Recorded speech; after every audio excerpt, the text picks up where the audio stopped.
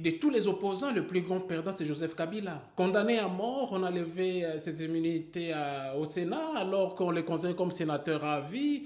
Il a beaucoup de soucis pour ses investissements au Congo, donc il voudrait bien refaire surface. Et vous avez vu ce qu'il a commencé par entreprendre comme démarche à Nairobi, mais malheureusement, c'était quasiment un échec.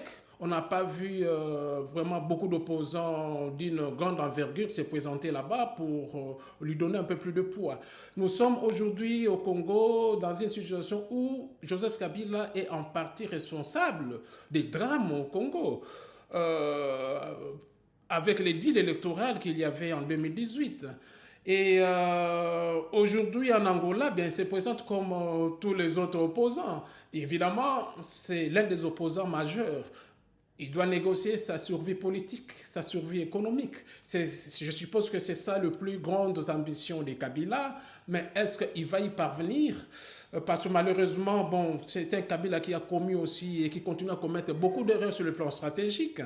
Par exemple, sa présence au Rwanda, sa présence à Goma, à Bukavu, des territoires, des villes conquis par l'AFC M23, par le Rwanda. Donc quand vous vous présentez dans ces territoires-là, vous donnez davantage des arguments à vos détracteurs qui vont instrumentaliser votre présence en faisant croire à la population que vous êtes effectivement à la solde du Rwanda et des forces négatives.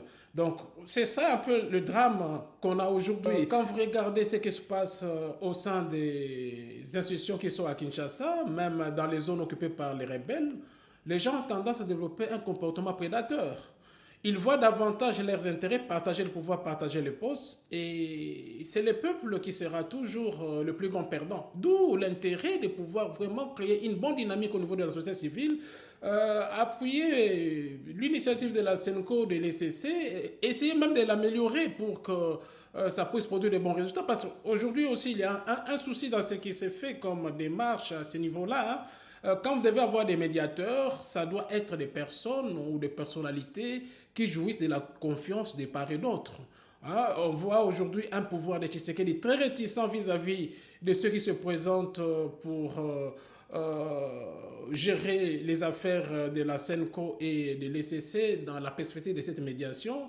Ils n'ont pas confiance à certains princes de l'Église.